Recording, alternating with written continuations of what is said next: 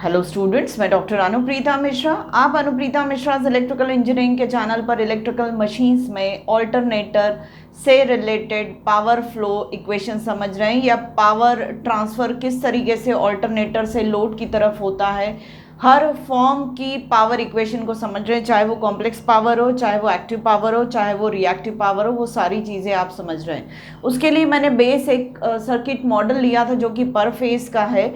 ये ऑल्टरनेटर का induced EMF है जो कि प्रोपोर्शनल टू द एक्साइटेशन होता है, जो फील्ड एक्साइटेशन देते हैं। और जब हम इस ऑल्टरनेटर को लोड कर देते हैं तो लोडिंग की वजह से सर्किट कंप्लीट होता है, तो करंट फ्लो होना शुरू होता है, जो कि लोड करंट या आई आर्मेचर करंट कहते हैं। आई बहने की वजह से ईएफ जो इंड्यूस हो रहा है उसमें इन इम्पिडेंसेस की वजह से ड्रॉप होता है। ये एक इम्पिडेंस है, सिंक्रोनस इम्पिडेंस, जिसकी वजह से वोल्टेज ड्रॉप होता है। ये सारी स्टोरीज अपन पहले पढ़ चुके हैं। और रिमेनिंग वोल्टेज लोड के अक्रॉस अपीयर होता है, जिसको मैं वी फेजर बोल रही हूँ, और एंगल मैंने उसका 0 रेफरेंस लिया हुआ है।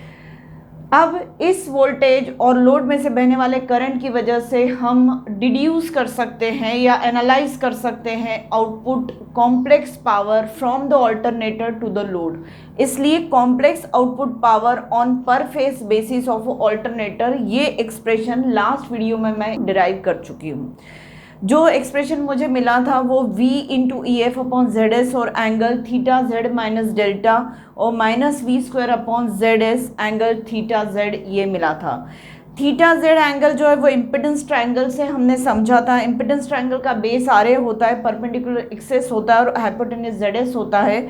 जेड एस और आर ए के बीच का एंगल थीटा जेड है और जेड एस और एक्सेस के बीच का एंगल अल्फा जेड है। तो नेचुरली इस ट्रायंगल को देखकर समझ में आता है कि theta Z plus alpha Z 90 degree इनका एडिशन है। वो सारी चीज़ें मैंने लिखी थी, आप मेरा प्रीवियस वीडियो देखिएगा, वो पार्ट 1 था, ये पार्ट 2 है। और डेल्टा एंगल जो है वो पावर एंगल होता है, मतलब ई एफ और वी के बीच का फेजर डायग्राम पर जो फेज डिफरेंस दिखता है वो आपका पावर एंगल डेल्टा होता है। Phase difference between E F and V is delta. अब मैं आज इस कॉम्प्लेक्स एक्सप्रेशन को, जिसको डिराइव किया था, इसका रियल पार्ट और इमेजिनरी पार्ट इवैल्यूएट करके बताऊंगी। रियल पार्ट को मैंने active power output of the generator बोल रही हूँ एट पर फेस, तो वो पीओजी जो होगा इस एक्सप्रेशन का रियल पार्ट होगा, और क्यूओजी जो कि reactive power output of the generator है ऑन पर फेस बेसिस, तो इस एक्सप्रेशन का इमेजिनरी पार्ट होगा, ऐसा समझिए। तो इस एक्सप्रेशन का मैं रियल पार्ट और इमेजिनरी पार्ट पहले फाइंड आउट कर लेती, तो नेचुरली मुझे ये पोलर फॉर्म से, दोनों टर्म्स को पोलर फॉर्म से रेक्टेंगुलर फॉर्म में ट्रांसफॉर्म करना पड़ेगा, तो वो मैंने कर लिया। तो फर्स्ट टर्म मेरी V E F upon Z S और angle theta Z minus delta को जब मैं ओपन करती हूँ, रेक्टेंगुलर में लाती हूँ, तो रियल पार्ट हो जाएगा V E F upon Z S cos of theta Z minus delta.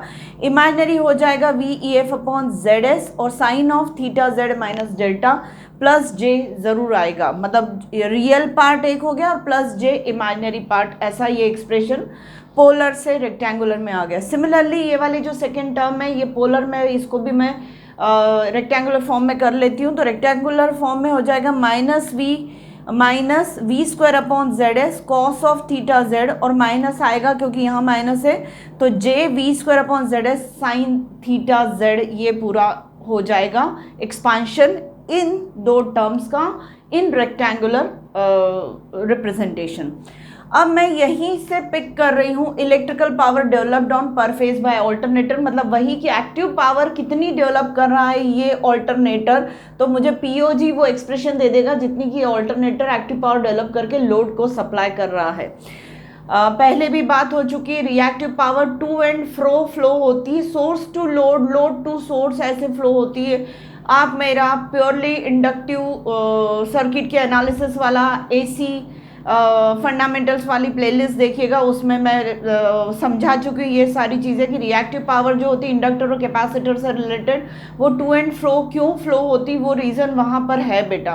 तो ये एक्चुअली रिएक्टिव पावर है which is reacting between source and load, मतलब टू एंड फ्लो हो रही।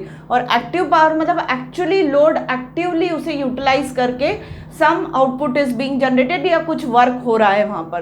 तो एक्टिव पावर जो इसको लोड को डिलीवर हो रही है वो पीओजी, जिसको मैं कह रही हूँ इलेक्ट्रिकल पावर डेवलप्ड ऑन पर फेज बाय द ऑल्टरनेटर, जो कि पीओजी है। तो एसओजी के एक्सप्रेशन से जो रियल टर्म्स आई है, ये दोनों रियल टर्म्स आई है, ये दोनों पीओजी को फॉर्म करेंगे। तो POG is equal to V E F upon Z S cos theta Z minus delta, और ये वाली term minus V square upon Z S cos theta Z. Cos theta Z इस इम्पिडेंस ट्राइंगल से अगर हम देखें तो कॉस थीटा जेड मतलब R A upon Z S होगा, तो वही मैंने यहाँ पर लिख लिया है। तो पीओजी में कॉस थीटा जेड को R A upon Z S से रिप्लेस करते से ये पहली टर्म तो ऐसी ही रही, minus V square upon Z S, और कॉस थीटा जेड की जगह R A upon Z S किया। तो और अब मैं यहाँ पर थीटा जेड को भी सब्सटीट्यूट कर दे रही हूँ in terms of alpha Z, क्योंकि थीटा जेड और अल्फा जेड का सम 90 डिग्री, मतलब theta Z equal to 90 minus alpha Z हो गया। तो पीओजी अब मेरा एक्सप्रेशन हो जाएगा V E F upon Z S cos, और थीटा जेड की जगह 90 माइनस अल्फा जेड रखा, तो वो फिर माइनस और ब्रैकेट के अंदर डेल्टा और अल्फा जेड दोनों आ गया, तो 90 माइनस दिस एंगल हो गया, और minus V square upon Z S square हो जाएगा इन दोनों की वजह से, और आ रहे हैं। अब फाइनल पीओजी का एक्सप्रेशन देख लेते, तो V F upon Z S sine इस term cos of 90 minus angle जो होता है वो साइन एंगल होता है, साइन थीटा, तो cos of 90 minus theta sine theta होता है। तो ये वाली जो कॉस 90 माइनस एंगल वाला जो एक्सप्रेशन है वो sine delta plus alpha Z हो जाएगा, और minus V square upon Z square आ रहे ऐसे ही रहेगा। ये पूरी आपकी एक्टिव पावर आउटपुट ऑन पर phase basis of the alternator, ये एक्सप्रेशन बहुत इंपॉर्टेंट है। और पावर सिस्टम में जगह जगह जब हम पावर ट्रांसमिशन को डील करते हैं, चाहे जनरेटिंग स्टेशन से ट्रांसमिशन लाइन पर जाने वाली पावर या रिसीविंग एंड पर रिसीव होने वाली पावर, सब जगह हम इसी एक्सप्रेशन को अलग अलग फॉर्म्स में यूटिलाइज करते हैं। वो सारी चीज़ें मैं आगे समझाऊंगी, पर मेरा कहने का मतलब है ये वाला एक्सप्रेशन बहुत इंपॉर्टेंट है बेटा। पूरे सिंक्रोनस मशीन के पावर ट्रांसफ़र वाली इक्वेशंस को देखते हुए, और साथ में पावर सिस्टम की डिफरेंट पावर फ्लो की इक्वेशन को भी जब हमें समझना है, तो यही इक्वेशन हमारी बेस इक्वेशन होती है। अब मैं यहाँ पर इवेल्युएट कर रही हूँ reactive power output QOG of the alternator on पर फेज बेसिस। तो SOG जो है वो POG प्लस J QOG है, तो QOG उठा रही हूँ मैं।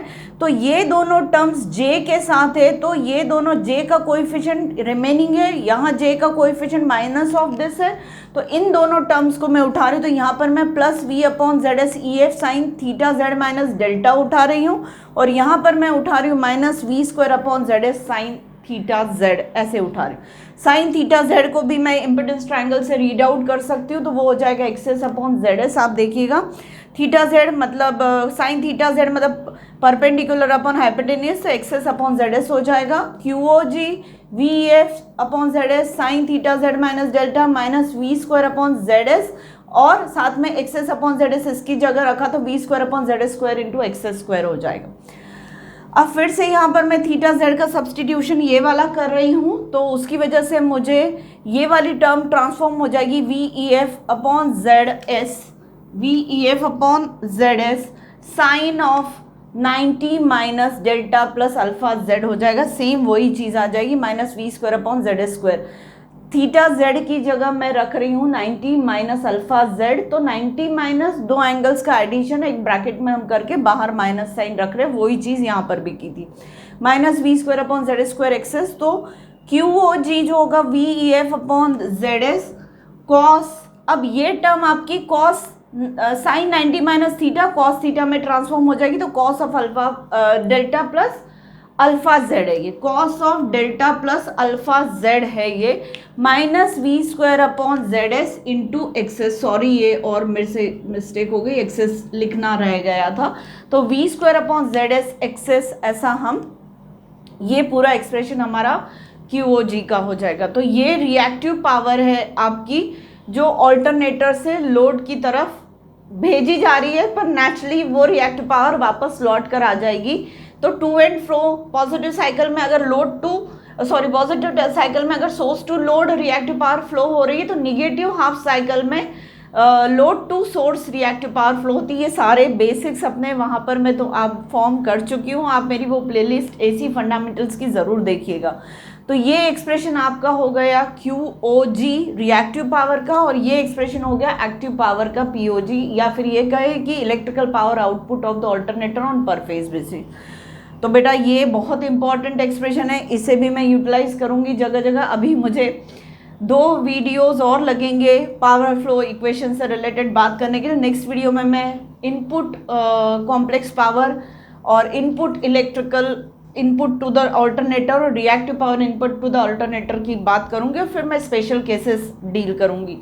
तो छोटा छोटा मैं डिस्कस कर रही हूँ बेटा, पर आप लोगों के दिमाग में ये चीज़ बैठ जानी चाहिए। मैं फिर से बोल दूँ, ये बहुत इंपॉर्टेंट इक्वेशन है सिंक्रोनस मशीन से रिलेटेड। चाहे मैं सिंक्रोनस मोटर भी पढ़ाऊंगी तो मुझे इस इक्वेशन को डील करना पड़ेगा। वहाँ पर पावर सिस्टम में पावर फ्लो इक्वेशंस की बात करूंगी, तब इसकी बात करूंगी। ऑल्टरनेटर से रिलेटेड पावर इक्वेशंस की बात करूंगी तो ये वाली इक्वेशंस की मुझे, इस वाली इक्वेशन की मुझे ज़रूरत पड़ेगी। तो उम्मीद है आपको आज का मेरा एक्सप्लेनेशन समझ में आया होगा। तो प्लीज़ मेरे आज के वीडियो को लाइक कर दीजिए। Thank you.